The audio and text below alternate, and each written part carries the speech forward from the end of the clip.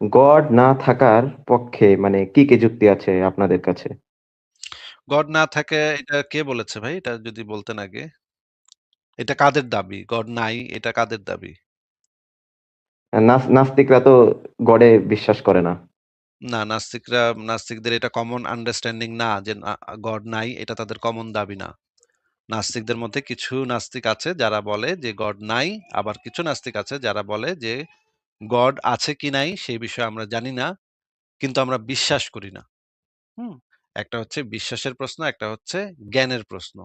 যখন আপনি জ্ঞানের কোয়েশ্চেনটা করতেছেন, এই বিষয়ে তো ভাই অনেকগুলা লাইভ হয়েছে আমাদের। আপনি কি সেই লাইভগুলা শোনেন নাই? হয়তো না। গতকালও এটা নিয়ে কিন্তু গতকালও কিন্তু আপনি গতদিনও মানে কোন গতকালও তো স্ট্যান্ডার্ডের উপর বেস্ট করে গডের অস্তিত্বকে বিশ্বাস করেন না? কি গডের লজিক মানে আছে আপনার কাছে? মানে বিশ্বাস করার জন্য লজিক লাগবে। বিশ্বাস না করার জন্য তো লজিক লাগবে না ভাই।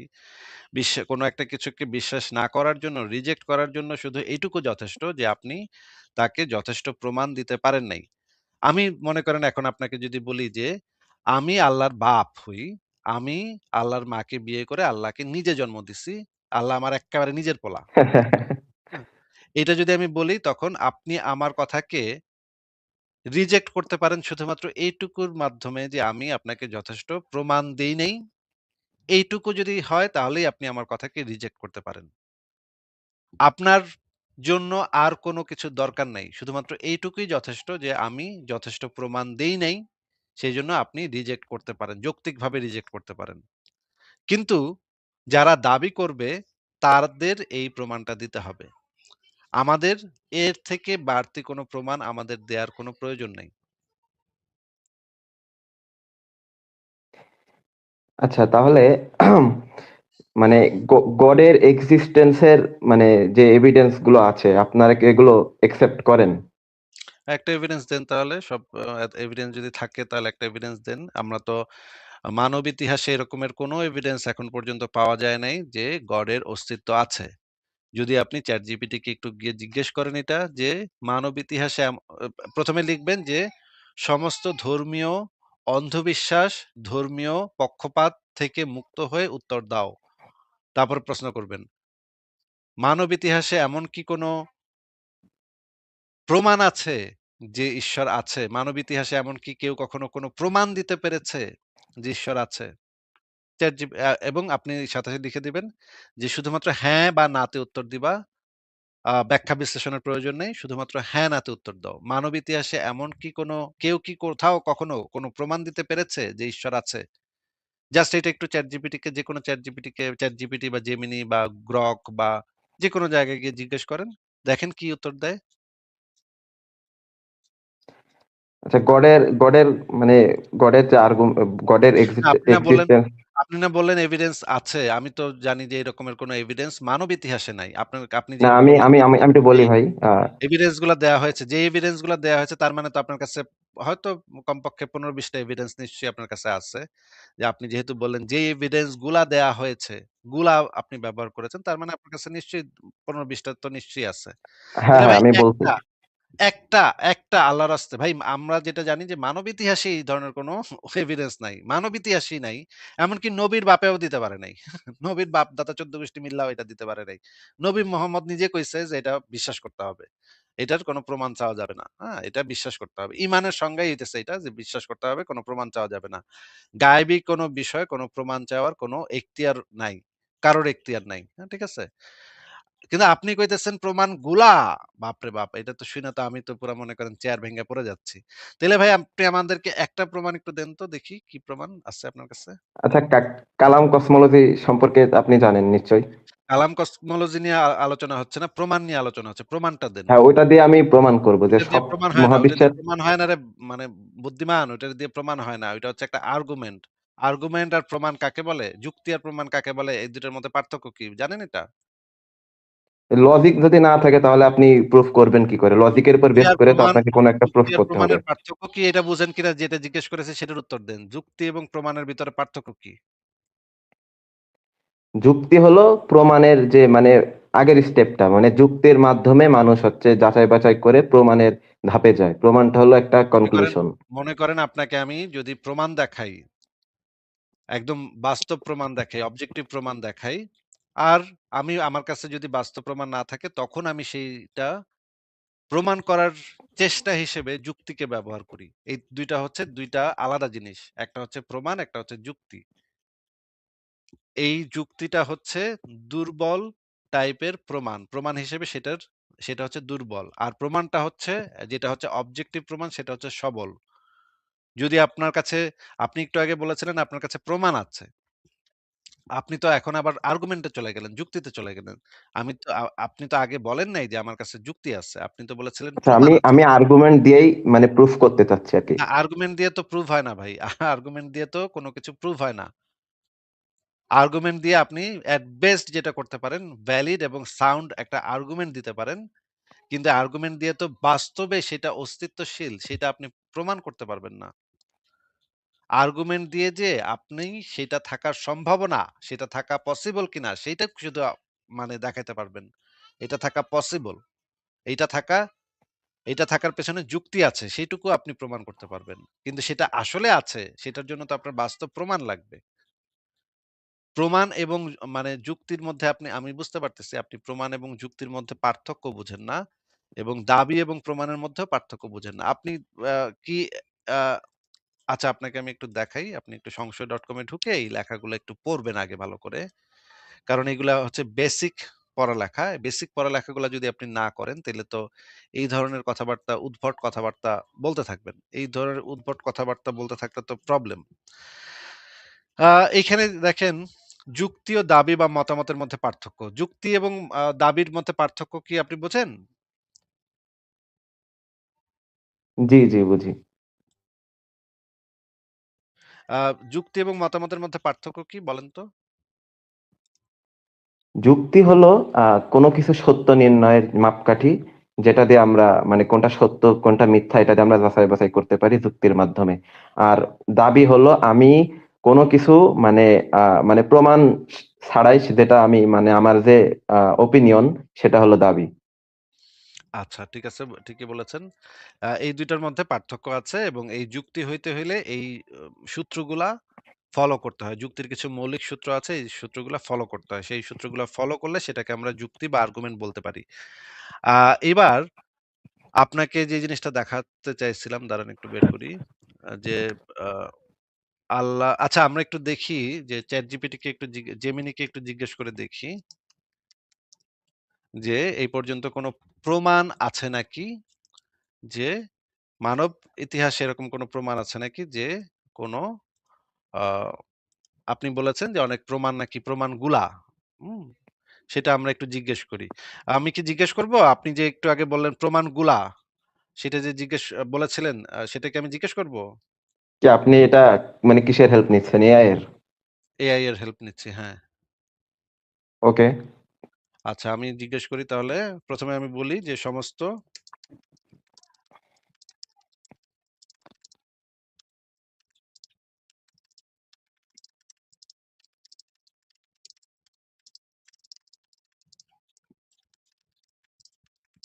আচ্ছা আমি জিজ্ঞেস করলাম সমস্ত ধর্মীয় অন্ধবিশ্বাস থেকে ঊর্ধ্বে উঠে উত্তর দেবে। কোন ধর্মীয় বায়াস যেন না থাকে। শুধুমাত্র যুক্তি ও প্রমাণের ভিত্তিতে উত্তর দিবে। আ হ্যাঁ, না তে উত্তর দাও। আ মানব ইতিহাসে এই পর্যন্ত কি কেউ ঈশ্বর বা স্রষ্টা আছে এরকম কোনো প্রমাণ দিতে পেরেছে? এই কোয়েশ্চেন ঠিক আছে?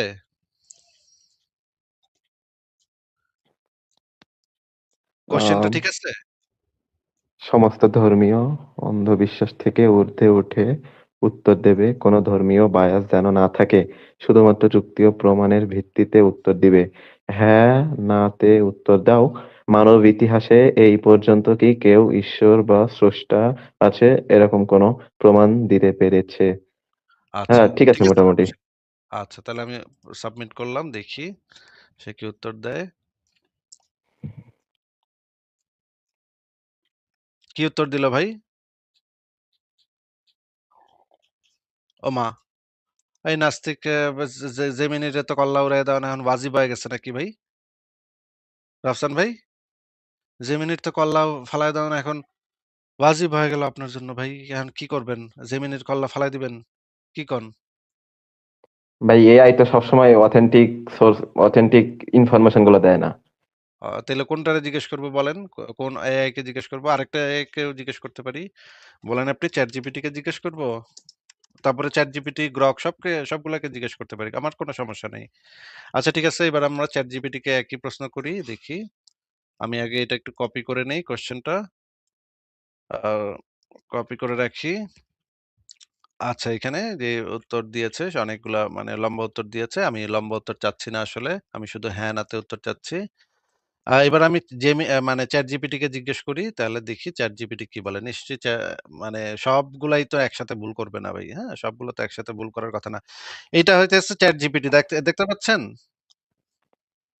জি। আচ্ছা, এবার আমি ChatGPT কে জিজ্ঞেস করি। একই প্রশ্ন করব। অ দেখি কি বলে। ভাই এআই এর তো সেটিংস করা যায়, যেমন আপনি আপনি যেমন মানে যে টাইপের প্রশ্ন করবেন ওই রকমই উত্তর দেয়। আমি যদি আচ্ছা এখন আমি সার্চ দিই কিন্তু আমার আচ্ছা আমি ঈশ্বরে হ্যাঁ আমি উত্তর আমি দিবে, কিন্তু আমি আ এরকম দিয়ে আপনার দেখছি আগেও। আপনার ইয়া থেকেও আমি দেখব, অসুবিধা কি? আপনি আপনার স্ক্রিন শেয়ার দিবেন। একই প্রশ্ন করবেন। একই মানে যেই জিনিসটা আমি কমান্ড দিছি সেটা আপনি করবেন। তারপর আপনারটাও দেখব, অসুবিধা নেই। এইখানে ChatGPT কি উত্তর দিল ভাই? একটু পড়েন তো। দেখা যাচ্ছে কিনা? না, না এক কথায় উত্তর তো হয় না ভাই। এর ইয়েতে লজিক কি, মানে কি যুক্তি প্রমাণ দিছে না, চ্যাট ও জিপিটি, দিয়ে মানে যা ঈশ্বর না থাকার পক্ষে?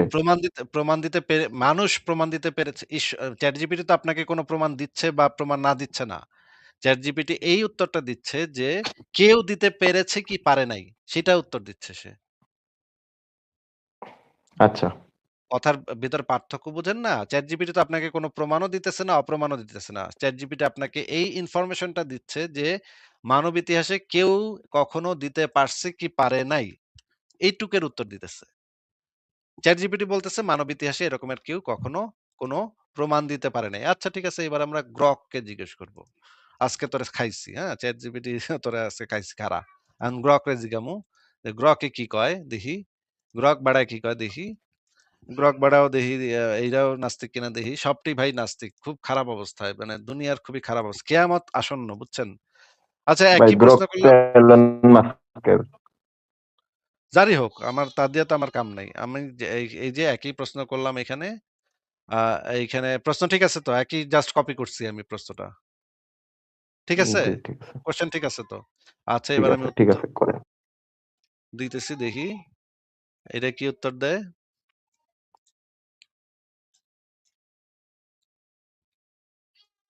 যাবি কই? আজকে তোরে হ্যাঁ কয়া ছাড়ুম, হ্যাঁ?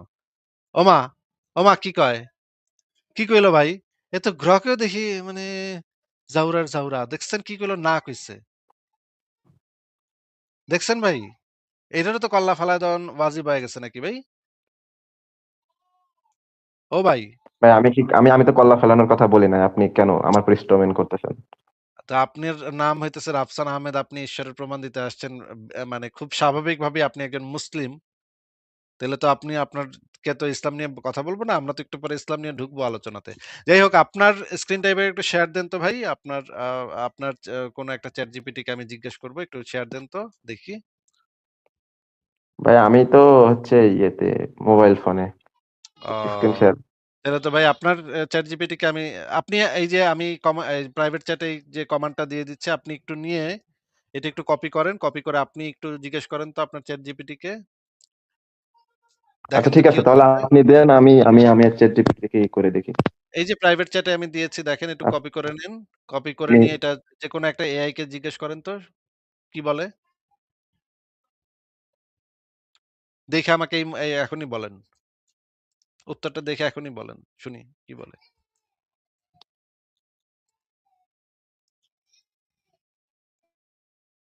কপি করছেন? না ভাই এখনো দিতে পারি না, দাঁড়ান আমার কপি হয়েছে, আমি দিতেছি। হ্যাঁ, দেন। দিয়ে জিজ্ঞেস করেন কি আচ্ছা। বলে।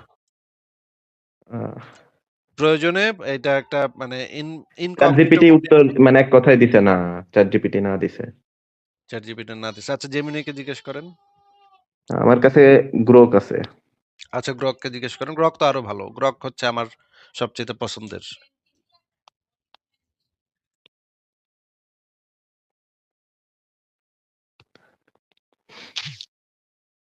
আ হ্যাঁ ভাই, ক্লিক দিল। গ্রক কি বলল?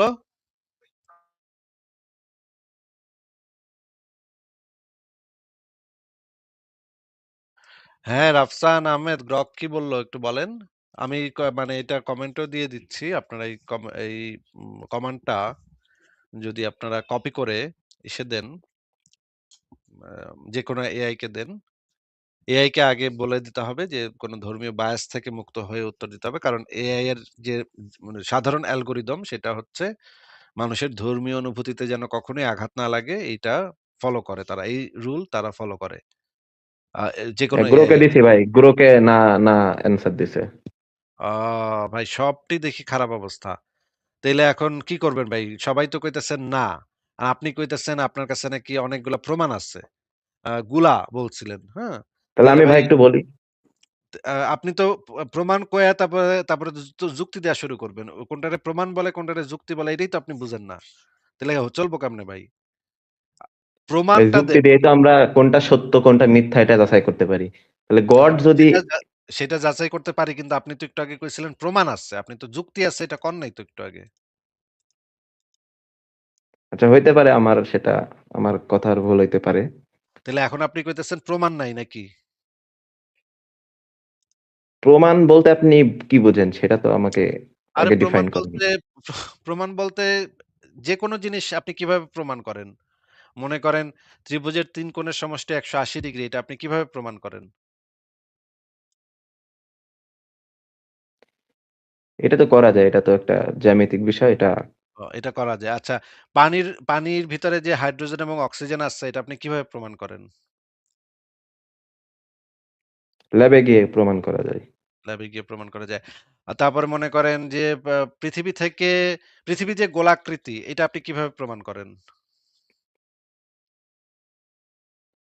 আ এই বিষয়ে আমি মানে এই বিষয়ে আমি বিস্তারিত জানি না। পৃথিবী বিস্তারিত গোলাকৃতি জানা কেন? ঠিক আছে এটাও প্রমাণ তবে করা যায়। যেকোনো যেকোনো জিনিস যেটা বৈজ্ঞানিক তত্ত্ব সেই জিনিসটা প্রমাণ করা যায়। যেমন ধরেন আ আমাদের উপরে যে গ্র্যাভিটি কাজ করে সেটা আমরা কিভাবে প্রমাণ করি? তারপরে হচ্ছে গিয়ে মনে করেন শক্তি যে এক মাধ্যম থেকে আরেক মাধ্যমে রূপান্তরিত হয় সেটাকে আমরা প্রমাণ করতে পারি। অনেক কিছু আছে পৃথিবীতে বিজ্ঞানে বহু লক্ষ, লক্ষ জিনিস আছে যেটা আমরা প্রমাণ করতে পারি। যেমন ধরেন একটা মানে উঁচু বিল্ডিং এর উপর দাঁড়ায় একটা ভারী বস্তু আর একটা হালকা বস্তু ২ টা একসাথে ফেললে কোনটা নিচে আগে পড়বে?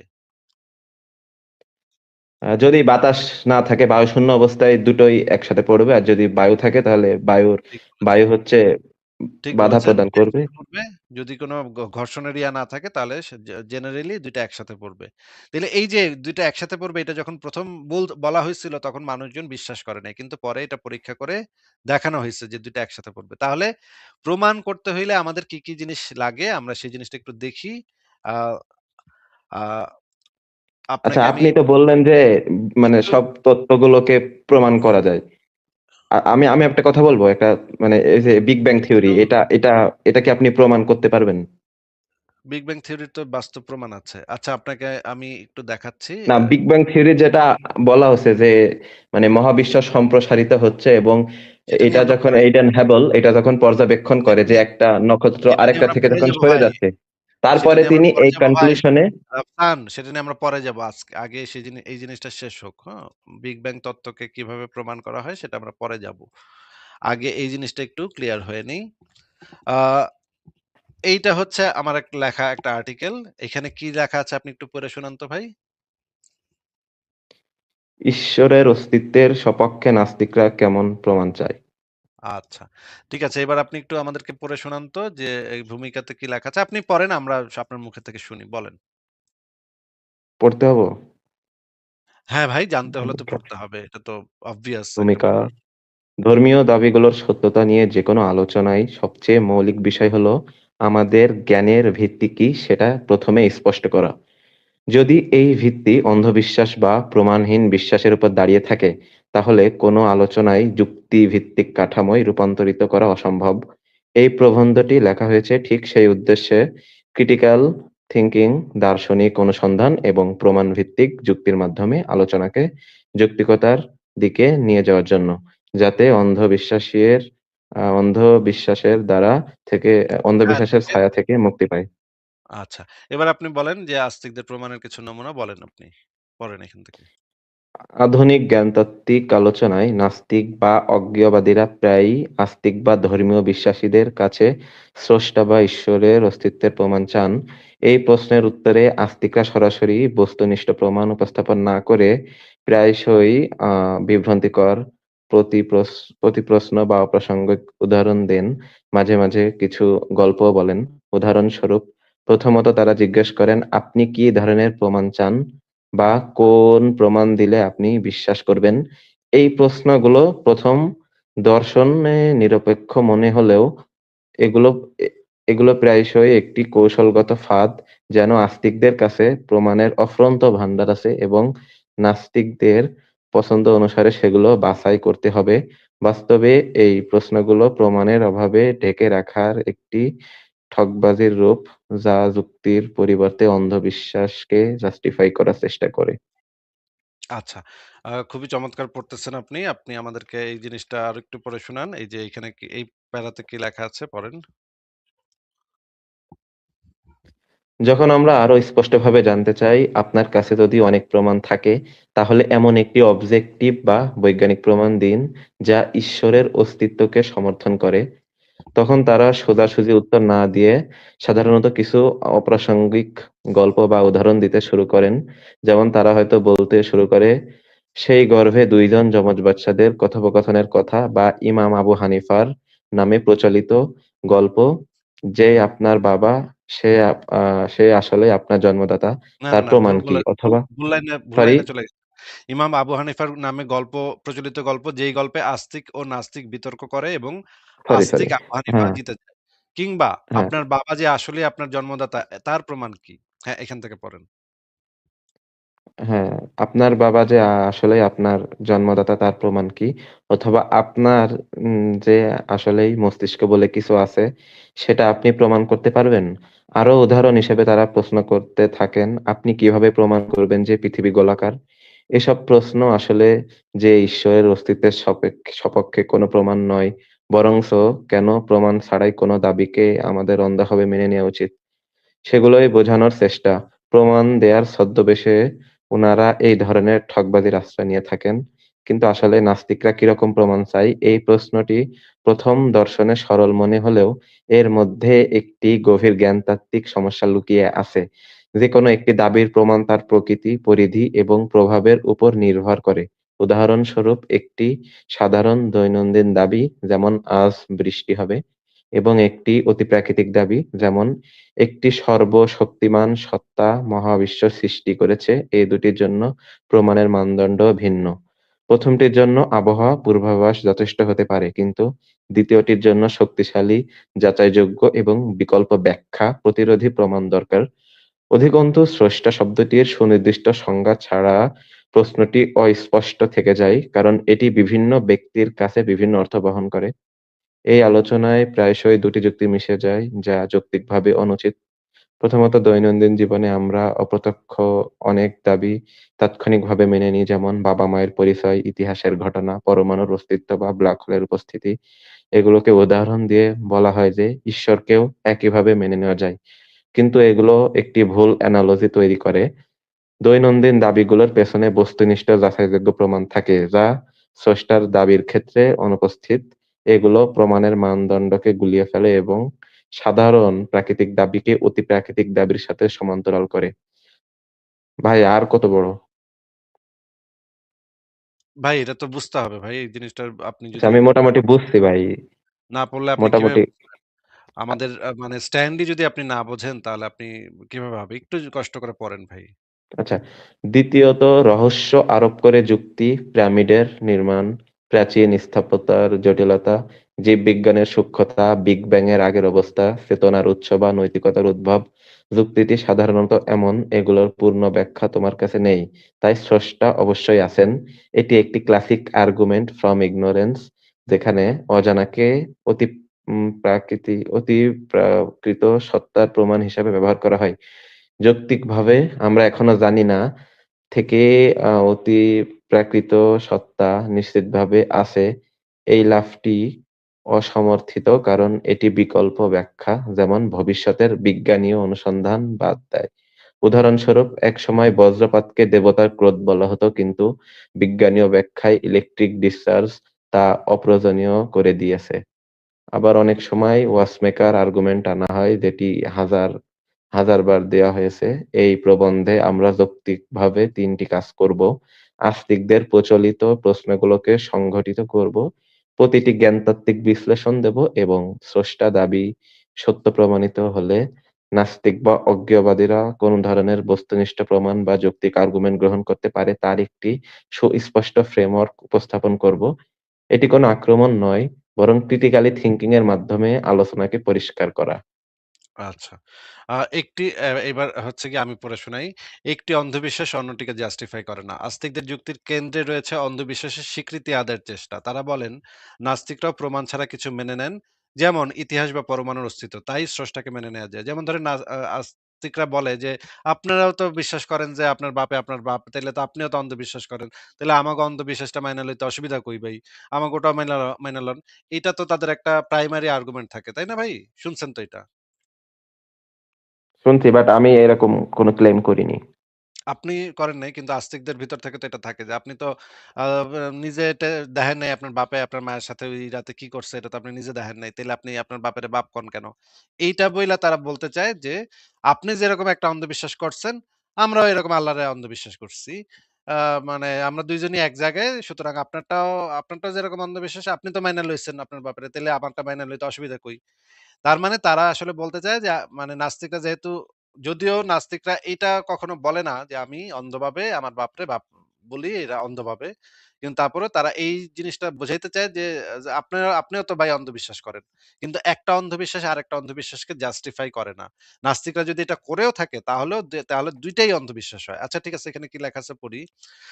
কিন্তু এটা একটা গভীর ভুল। প্রথমত নাস্তিকদের বিশ্বাস প্রমাণ ভিত্তিক, পরমাণুর অস্তিত্ব, ইলেকট্রন, মাইক্রোস্কোপ এবং পরীক্ষা দিয়ে যাচাইযোগ্য। দ্বিতীয়ত ধরে নিলাম কোন নাস্তিক অন্ধবিশ্বাস করে। তাতে কি? একটি অন্ধবিশ্বাস অন্যটিকে যৌক্তিক করে না। উদাহরণ, কেউ যদি অন্ধভাবে বিশ্বাস করে ভূত আছে, প্রমাণ ছাড়া, তার ডাইনি আছে বলে প্রমাণ করে না। কেউ যদি বিশ্বাস করে ভূত আছে, এটা থেকে প্রমাণ হয় না যে তার মানে ডাইনিও আছে। তা থেকে প্রমাণ হয় না। যেটা প্রমাণ হয় যে ২ টাই অন্ধবিশ্বাস এটা প্রমাণ হয়। অন্ধবিশ্বাসের গুণফলও অন্ধবিশ্বাসী থাকে, যুক্তি হয় না। এটা একটা সার্কুলার রিজনিং। অন্ধবিশ্বাসকে জাস্টিফাই করতে অন্ধবিশ্বাস ব্যবহার। জ্ঞানতাত্ত্বিকভাবে অন্ধবিশ্বাস ফেইথ উইদাউট এভিডেন্স, যুক্তির বিপরীত। ক্রিটিক্যাল থিংকিং বলে যেখানে প্রমাণ নেই সেখানে সিদ্ধান্ত স্থগিত রাখো। আস্তিকদের এই কৌশলে অন্ধবিশ্বাসকে সমান্তরাল করে এটি প্রমাণের অভাবকে ঢেকে রাখে। উদাহরণ, পিরামিড কিভাবে বানানো হয়েছে জানো না, তাই স্রষ্টা ছাড়া তা অসম্ভব। এটা একটা classic god of the gaps fallacy, যা অজানাকে অতিপ্রাকৃত করে। বাস্তবে পিরামিডের নির্মাণ প্রকৌশলীয় ব্যাখ্যা আছে।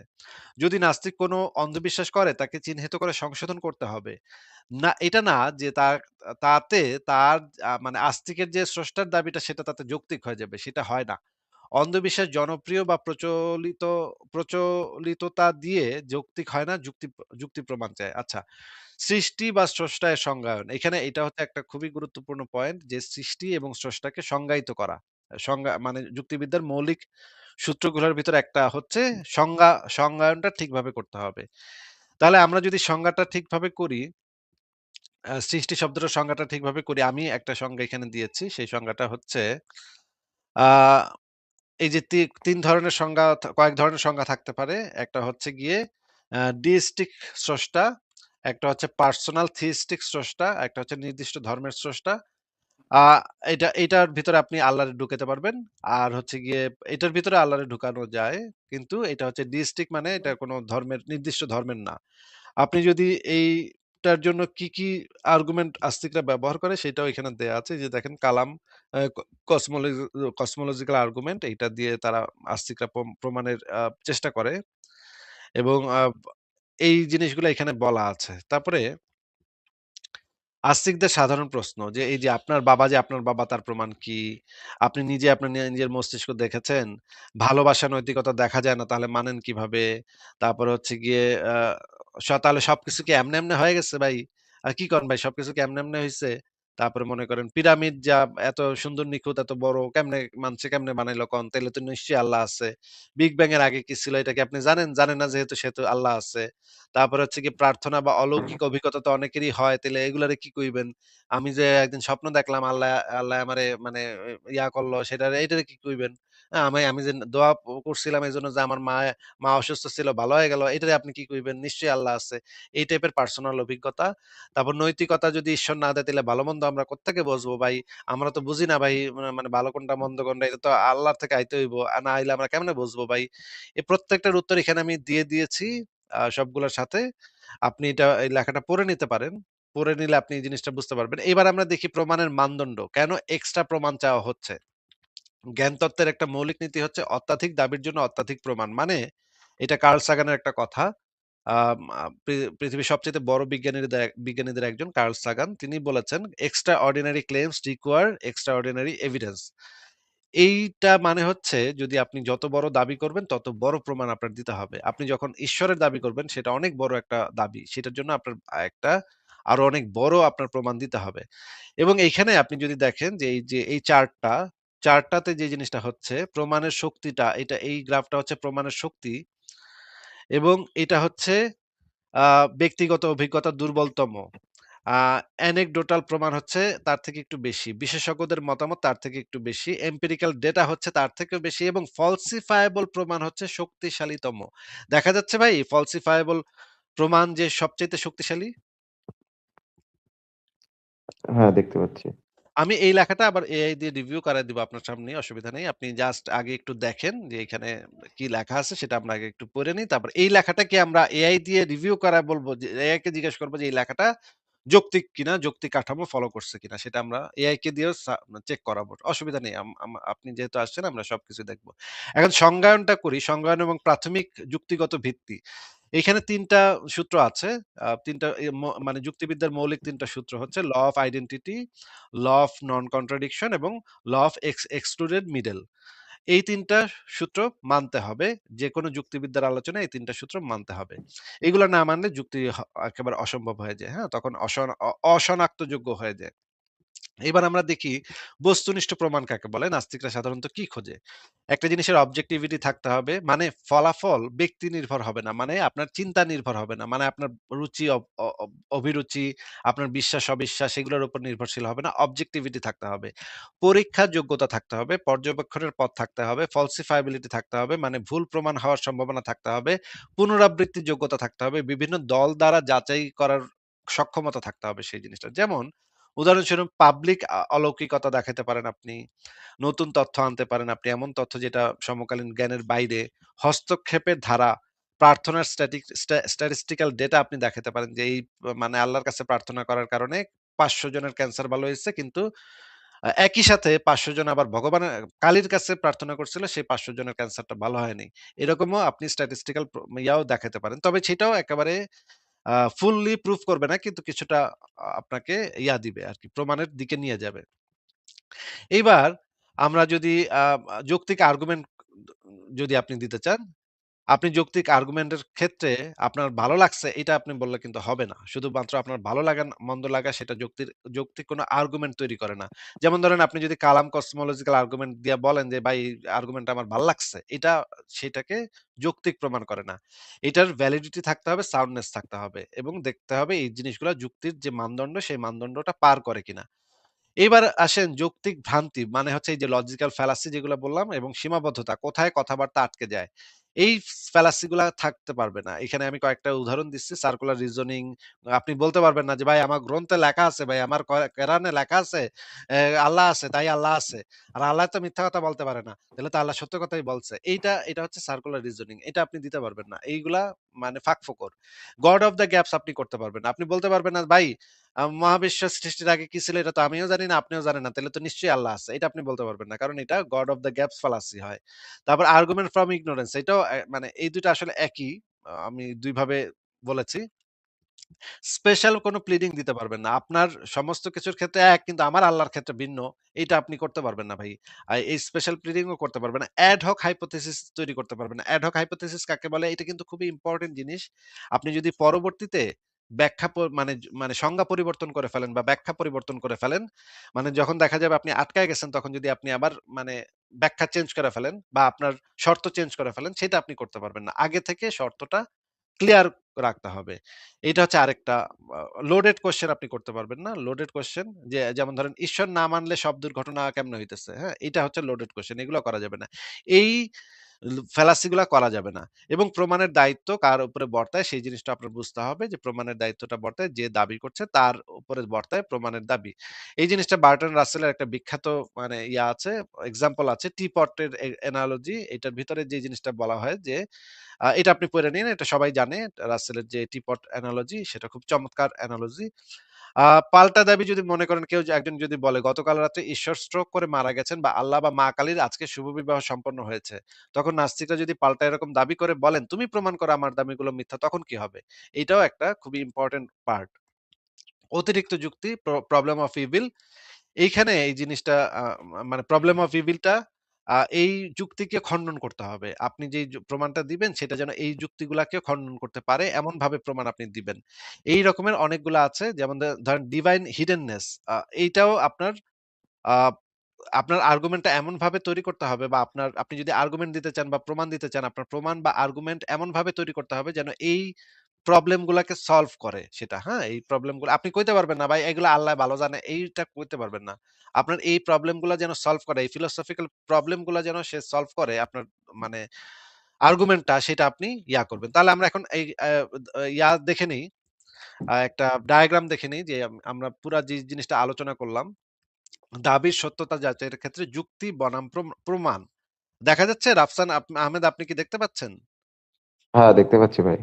আচ্ছা, বাম দিকে আছে যুক্তি মানে আর্গুমেন্ট আর ডান দিকে আছে প্রমাণ। মানে প্রমাণটা হচ্ছে মানে খুব শক্তিশালী আর যুক্তিটা হচ্ছে তার থেকে একটু কম শক্তিশালী। তবে সহায়ক হতে পারে। কিছু, কিছু ক্ষেত্রে আমরা যুক্তিকেও ব্যবহার করতে পারি। কিন্তু প্রমাণটা থাকলে সেটা বেশি শক্তিশালী হয়। আপনার ক্লেইমটা যেহেতু অনেক বড় সেহেতু আপনার প্রমাণই দেয়ার কথা ছিল। কিন্তু তারপরে আমরা আপনার ক্ষেত্রে কনসিডার করতে পারি। আপনি আর্গুমেন্টই দিয়েন, অসুবিধা নেই। আ সেটাও আমরা মানে করব, সেটা আমরা যাচাই করে দেখব, অসুবিধা নেই। আ আমি কিন্তু এখানে কিন্তু জিনিসটা কিন্তু পরিষ্কার আগেই করে রাখছি যে প্রমাণটা হচ্ছে অনেক বেশি শক্তিশালী আর মানে যুক্তিটা আর্গুমেন্টটা হচ্ছে একটু এটার থেকে কম শক্তিশালী। আ আচ্ছা, আপনাকে বুঝতে পারছি। জানায় দেওয়ার জন্য বলে দিচ্ছি। এবং কাঠামোগত শর্তগুলা ফুলফিল করতে হবে। শুদ্ধতার পরীক্ষায় দাঁড়াইতে হবে। এই যে কাঠামোগত শর্ত কি? কাঠামোগত শর্ত হচ্ছে এই যে প্রিমিস সত্য ধরে নিলে উপসংহারটি লজিক্যালি আ আ অনুসরণ করবে। সাউন্ডনেস থাকতে হবে এবং ভ্যালিডিটি থাকতে হবে। সাউন্ডনেস থাকলে অবশ্য ভ্যালিডিটি এমনিতেই থাকবে। প্রেমিস গুলো সত্য সমর্থিত হতে হবে। স্বাধীনভাবে যাচাইযোগ্য ভিত্তি থাকতে হবে। সংজ্ঞাটা পরিষ্কার করতে হবে। আপনি সংজ্ঞাটা আগেই শুরুতে পরিষ্কার করে নিবেন। মাঝখানে কোনো ambiguity থাকতে পারবে না। ambiguity মানে অস্পষ্টতা। যখন আপনি সংজ্ঞাটা নির্ধারণ করবেন তখন কোনো সংজ্ঞার ভিতরে কোনো ambiguity থাকতে পারবে না। ২ নম্বর জিনিস হচ্ছে শুদ্ধতা পরীক্ষা। যুক্তি দাঁড়াবে নিয়মের উপর। লজিক্যাল ফ্যালাসি হীন হইতে হবে। আপনি যেই মানে আর্গুমেন্টটা দিবেন সেই আর্গুমেন্টটা লজিক্যাল ফ্যালাসি হীন হইতে হবে। আশ্রয় বাক্য ইজ নট ইকুয়াল টু প্রমাণ। এইটা খুবই ইম্পোর্টেন্ট। আশ্রয় বাক্যই যদি আপনার প্রমাণ হয় তাহলে কিন্তু আপনার আর্গুমেন্ট দাঁড়াবে না। ঠিক আছে? আপনি আচ্ছা, এটা বুঝেন, এটা একটু চিন্তা করে দেখেন আমি এখানে কি লিখছি? আশ্রয় বাক্য ইজ নট ইকুয়াল টু প্রমাণ। এক্স সত্য এই প্রপোজিশনকে নিজে প্রমাণ হিসেবে চালানো যাবে না। হ্যাঁ? আপনি একটু চিন্তা করে দেখেন, এটা ব্যাখ্যা করতে গেলে অনেক দীর্ঘ সময় লাগবে। আমি ব্যাখ্যা করলাম না। বার্ডেন অফ প্রুফ, দাবিদার প্রমাণ দিবে। তুমি ভুল প্রমাণ করো এই ধরনের কথা বলতে পারবেন না। অ্যাড হক করতে পারবেন না। অ্যাড হক ব্যাখ্যা দিতে পারবেন না। মানে একটু আগে যেটা বললাম যে মানে আগে যেটা বলছিলেন সেটা আবার আ সেটার মাঝখানে আবার নতুন, নতুন শর্ত, নতুন, নতুন বৈশিষ্ট্য আরোপ করতে পারবেন না। যেটা হচ্ছে dragon in my garage. Carl সাগানের একটা বিখ্যাত আছে। Dragon in my garage. আপনি যদি চান তাহলে ড্রাগন ইন মাই গ্যারেজ লিখে YouTube এ সার্চ করতে পারেন। এটা কি? সেটা আপনাকে খুব সুন্দর করে বুঝায় দিবে। ড্রাগন ইন মাই গ্যারেজ এটা লিখে রাখেন। পরে যদি আপনার সময় হয় তাহলে এটা দেখে নিয়েন। প্রমাণের বৈশিষ্ট্য শর্ত। যে বৈশিষ্ট্য থাকলে প্রমাণ ভারী হয়। পর্যবেক্ষণযোগ্যতা, বস্তুনিষ্ঠ মানে অবজেক্টিভিটি, falsifiable পুনরাবৃত্তির যোগ্য, স্বতন্ত্র যাচাই, বিকল্প ব্যাখ্যা প্রতিরোধী মানে বিকল্প ব্যাখ্যাগুলাকে যেন খারিজ করতে পারে। ডেটা পদ্ধতি স্বচ্ছ হওয়া এবং এখানে সবচেয়ে ইম্পোর্টেন্ট বিষয় হচ্ছে অসাধারণ দাবি তুলনামূলক শক্তভাবে প্রমাণ করতে হয়। আপনার ব্যক্তিগত অনুভূতি, স্বপ্ন, কল্পকাহিনী এগুলা হচ্ছে দুর্বল। যাচাই করা যায় না। আপনি যদি বলেন এটা যাচাই করা যাবে না তাহলে সেটা প্রমাণ হিসেবে দুর্বল হবে।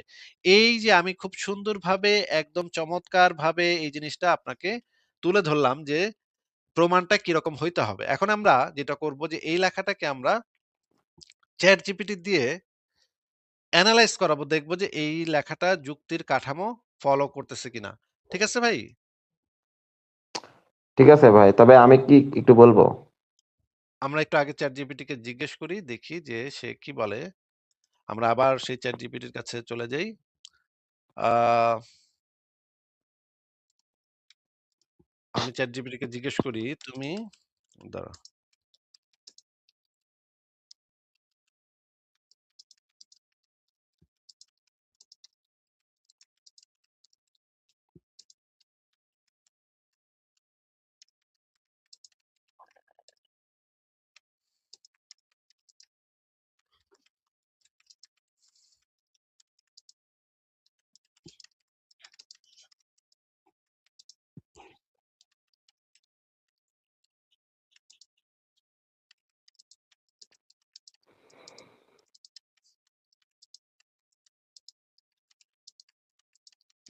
কি প্রশ্ন করছি আপনি দেখতে পাচ্ছেন? হ্যাঁ, দেখতে পাচ্ছি। আমি প্রশ্ন করেছি, তুমি এই লেখাটি পড়ে বলো, এই লেখাটি যুক্তিবিদ্যার কাঠামো এবং সূত্রগুলো সঠিকভাবে ফলো করছে কিনা? এই লেখাটিতে কোনো ভুল আছে কিনা বা মিথ্যা কিছু দাবি আছে কিনা? এবং আমি এখন এই লিঙ্কটা দিচ্ছি লেখাটার। এটা হচ্ছে সংশয়.com এর লেখা। আমি লিঙ্কটা দিলাম। এবারে আমি তাকে চাপ দিলাম, দেখি সে কি বলে। সে আমার লেখাটা এনালাইজ করে আমাদেরকে বলবে যে এটার ভিতরে যুক্তির যে কাঠামোগত যে মানে বৈশিষ্ট্য সেগুলা সে ঠিকভাবে ফলো করছে কিনা। আ দেখি, একটু সময় নিচ্ছে। নিশ্চয়ই পড়তেছে সে। আমরা দেখি যে সে কি বলে। জেমিনি কি বলে। দরকার হলে আমরা গ্রক বা ChatGPT এদেরকে দিয়েও আমরা এনালাইজ করতে পারি। আপনার দেওয়া লিঙ্কটির নিবন্ধটি আ আমি বিস্তারিত বিশ্লেষণ করেছি। যুক্তিবিদ্যা এবং জ্ঞানতত্ত্বের কাঠামো অনুযায়ী এই লেখাটি অত্যন্ত সুসংগত। কি লেখা ভাই? অত্যন্ত সুসংগত এবং এটি আধুনিক দর্শনের স্বীকৃত নীতিগুলো অনুসরণ করছে। আচ্ছা, এবার আপনি পড়েন কি লেখা আছে একটু পড়ে আমাদেরকে শোনান ভাই। নিচের লেখাটির যৌক্তিক কাঠামো এবং এতে কোনো ভুল বা মিথ্যা দাবি আছে কিনা তার একটি নিরপেক্ষ বিশ্লেষণ দেওয়া হলো। ১. যুক্তিবিদ্যার কাঠামোগত সঠিকতা, লজিক্যাল স্ট্রাকচার। নিবন্ধনটি কয়েকটি মৌলিক যৌক্তিক সূত্রের উপর দাঁড়িয়ে আছে, যা দর্শনে সর্বজন স্বীকৃত। প্রমাণের দায়ভার, বার্ডেন অফ প্রুফ। নিবন্ধনটি সঠিকভাবে উল্লেখ করেছে যে প্রমাণের দায়ভার সর্বদা তার উপরে থাকে যিনি কোনো কিছুর অস্তিত্ব দাবি করেন। যুক্তিবিদ্যায় একে অনার্স প্রবান্ড বলা হয়। ঈশ্বরবাদীরা যেহেতু একটি অতিপ্রাকৃতিক সত্তার অস্তিত্বের দাবি করছেন, তাই প্রমাণের দায়িত্ব তাদেরই। নাস্তিকদের কাজ শুধু সেই প্রমাণের অভাব বা ত্রুটি তুলে ধরা। এই কাঠামো এখানে নিখুঁতভাবে অনুসরণ করা হয়েছে। মিথ্যা সাদৃশ্য বা ফলস অ্যানালজি খণ্ডন। আস্তিকরা প্রায়ই বাবা-মায়ের পরিচয় বা মস্তিষ্কের অস্তিত্বের উদাহরণ দিয়ে ঈশ্বরের অস্তিত্ব প্রমাণের চেষ্টা করেন। নিবন্ধনটি অত্যন্ত যৌক্তিকভাবে দেখিয়েছে যে এটি একটি ফলস অ্যানালজি, কারণ বাবা-মায়ের ডিএনএ টেস্ট বা মস্তিষ্কের স্ক্যান সম্ভব, কিন্তু ঈশ্বরের ক্ষেত্রে তেমন কোনো পরীক্ষা সম্ভব নয়। অজ্ঞতা থেকে যুক্তি। আমরা আর্গুমেন্ট ফ্রম ইগনোরেন্স। আমরা জানি না কিভাবে মহাবিশ্বের সৃষ্টি হয়েছে, তাই ঈশ্বর এটি করেছেন। এই দাবিটিকে নিবন্ধনটি সঠিকভাবে গড অফ দ্য গ্যাপস বা আর্গুমেন্ট অফ ইগনোরেন্স হিসেবে চিহ্নিত করেছে। কোনো কিছুর কারণ জানা না থাকার অর্থ এই নয় যে একটি অতিপ্রাকৃতিক কারণে সত্য বলে ধরে নিতে হবে। আচ্ছা, তার মানে তো মানে মোটামুটি তো বোঝা যাচ্ছে যে এই হ্যাঁ, বুঝতে আহ, পারছি। মানে মানে লেখাটা আগে যেগুলো পড়ছে আরকি ওইগুলাই আরকি। লেখাটা যুক্তিবিদ্যার সমস্ত রুলস অ্যান্ড রেগুলেশনস ফলো করছে। আমার লেখাটা যুক্তিবিদ্যার সমস্ত রুলস অ্যান্ড রেগুলেশনস ফলো করে একটা সুসংগত নিবন্ধ। আচ্ছা, আরেকটু পড়েন, একটু দেখি, আরেকটু পড়েন। দর্শনের সূত্রের প্রয়োগ নিবন্ধনের কয়েকটি শক্তিশালী দার্শনিক আর্গুমেন্ট ব্যবহার করা হয়েছে। এপিকিউরাসের ধাঁধা মানে প্রবলেম অফ ইভিল, ডিভাইন হিডেননেস, জন শেলেনবার্গের এই যুক্তিটি নিবন্ধে আনা হয়েছে। যদি ঈশ্বর থাকতেন এবং তিনি চাইতেন মানুষ তাকে বিশ্বাস করুক, তবে তিনি নিজের অস্তিত্বকে এত অস্পষ্ট রাখতেন না। এটা একটি বৈধ যৌক্তিক প্রশ্ন। কোনো ভুল দাবি বা মিথ্যা দাবি আছে কি? যুক্তি ও প্রমাণের মাপকাঠিতে বিচার করলে নিবন্ধটিতে কোনো মিথ্যা দাবি পাওয়া যায়নি। এর কারণগুলো হলো: এটি অভাবের দাবি।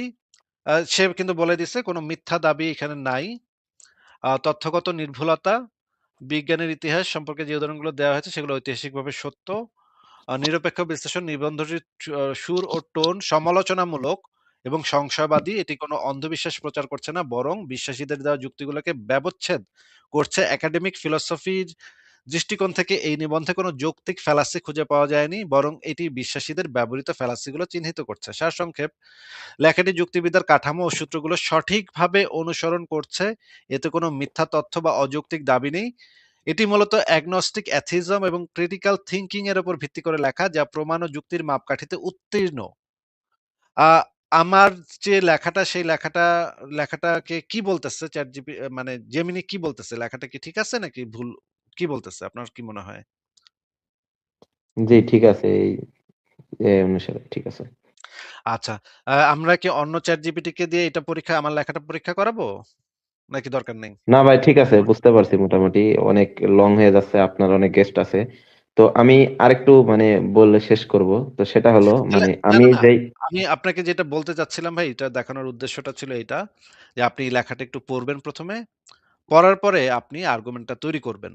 হ্যাঁ? বা আর্গুমেন্ট বা প্রমাণ যেটাই আপনার কাছে হয় ঈশ্বরের সপক্ষে। আমি আপনাকে ইতিমধ্যে দেখাইছি ঈশ্বরের সপক্ষে মানব ইতিহাসে কোনো প্রমাণ নাই। আপনি যদি আর্গুমেন্ট দিতে চান, আপনার কাছে যদি আপনি যদি কোনো আর্গুমেন্ট মেক করতে চান, তাহলে আপনি আগে এই লেখাটা পড়বেন, তারপরে আর্গুমেন্টটা মেক করবেন। আর্গুমেন্টটা মেক করে আমার কাছে আসবেন, তখন আপনার সাথে আপনার আর্গুমেন্টটা আমরা যাচাই করব। দরকার হলে যেকোনো একটা নিরপেক্ষ এআই কে দিয়ে আমরা যাচাই করাবো যে আপনার আর্গুমেন্টটা ভ্যালিড এবং সাউন্ড কিনা। তারপরে আমরা সেটা নিয়ে অবশ্যই আলোচনা করব। আপনি কি আজকে সেই আর্গুমেন্টটা দিতে চান নাকি আগে এই লেখাটা পড়ে আর্গুমেন্টটাকে আরেকটু ঠিকভাবে সাজাইতে চান? আচ্ছা, আমি অবশ্যই লেখাটি পড়ে আবার সাজাবো, কিন্তু আজকে একটু আর্গুমেন্টটা দিতে চাই। সেটা হলো না, যে না, তাহলে আপনি যদি পড়ে সাজাইতে চান, কারণ আপনার আর্গুমেন্ট আমি ৩ সেকেন্ডে ভুল প্রমাণ করে দিব। এত যদি এই যেই কাজ আমি অনেক বছর ধরে করে আসতেছি। এই ৩ সেকেন্ড আপনি টিকতে পারবেন না ভাই। কারণ এই কাজ আমি গত অনেক বছর ধরে আমি কইরা আসতেছি। আমার সামনে দাঁড়াইতে পারবেন না আপনি। আচ্ছা এজন্য ভাই, তাহলে আপনাকে বলি একটু প্লিজ। আপনি একটু সময় নেন। সময় নিয়ে আর্গুমেন্টটা ঠিকভাবে রেডি করেন। একটা একাডেমিক আর্গুমেন্ট এর মতো করে রেডি করেন। রেডি করার পরে আসেন। তখন দরকার হলে আজকেই আসেন, ১ ঘন্টা পরে আসেন, অসুবিধা নেই। আমি থাকবো না, আমি আপনার বলতেছি আমি যে আর্গুমেন্টটা দেবো এটা যদি সাউন্ড বা ভ্যালিডিটি কোনো প্রবলেম থাকে তাহলে আপনি আমাকে ধরিয়ে দিবেন। কিন্তু আমি মনে করি যে আমার এটা মোটামুটি আপনি কি আর্গুমেন্টটা। কোনো একটা এআই কে দিয়ে চেক করাইছেন? এআই গুলা কিন্তু না, এই না, যে এআই কে দিয়ে আমি চেক আর্গুমেন্ট করাই নাই। আর্গুমেন্ট এবং ম্যাথমেটিক্যাল প্রবলেম এইগুলার ক্ষেত্রে কিন্তু এআই খুবই দুর্দান্ত কাজ করে। এআই এর কিন্তু তুলনা হয় না। আর্গুমেন্ট মানে যৌক্তিক আর্গুমেন্ট, যৌক্তিক কাঠামো এবং ম্যাথমেটিক্স, প্রোগ্রামিং, কোডিং এই সমস্ত বিষয়ে জি, জি। এআই চমৎকার কাজ করে। আপনি যদি প্রফেশনাল ইয়াটা কিনা নেন এবং সেটাকে যদি আপনি ইয়াটা বাড়ায় দেন, সে কিভাবে কাজ করবে সেটা বাড়ায় দেন, তখন দেখবেন সে দুর্দান্ত কাজ করে, দুর্দান্ত কাজ করে। আপনি তাহলে আগে একটু এআই কে দিয়ে রিভিউ করায় আসেন। কারণ আমি বুঝতেছি যে আপনার আর্গুমেন্ট ২ সেকেন্ডের বেশি টিকবে না ভাই। আপনি আগে একটু করেন, আজকেই যুক্ত হয়েন, তারপর আমাদেরকে দেখায়েন। আগে একটু করে আসেন ভাই, হ্যাঁ? হোমওয়ার্ক কইরা আসেন। আপনাকে তো আমি আমার হোমওয়ার্কটা দেখাইলাম। আমি যেটা আচ্ছা, হোমওয়ার্ক ঠিক করে আছে, দিছি অবশ্যই। তাহলে দেখেন। আমি আমি সময় নিয়ে আমার যে আর্গুমেন্ট গুলো আমি আপনার এই লেখাটিও পড়বো এবং এআই দিয়েও রিভিউ করিয়ে নেব, এবং মানে ইনশাল্লাহ আমি নেক্সট লাইভে অবশ্যই যুক্ত হব। যদি আজকে অনেক রাত হয়ে গেছে, আজকে হয়তো মানে আলোচনা অনেক দীর্ঘ হয়ে গেছে, আপনার আরো গেস্ট আছে, কিন্তু আমি ইনশাল্লাহ নেক্সট লাইভে হয়তো আসবো আপনার এই সাথে এই বিষয়ে কথা বলতে। ঠিক আছে ভাই, আপনাকে তাহলে আজকে বিদায় জানাই। ভালো থাকবেন। আপনার জন্য শুভকামনা রইলো। পরে নিশ্চয়ই আবারও কথা হবে। পরের জনকে আমরা যুক্ত করি। আ তাজদি আপনাকে যুক্ত করা হয়েছে। বলেন আপনি।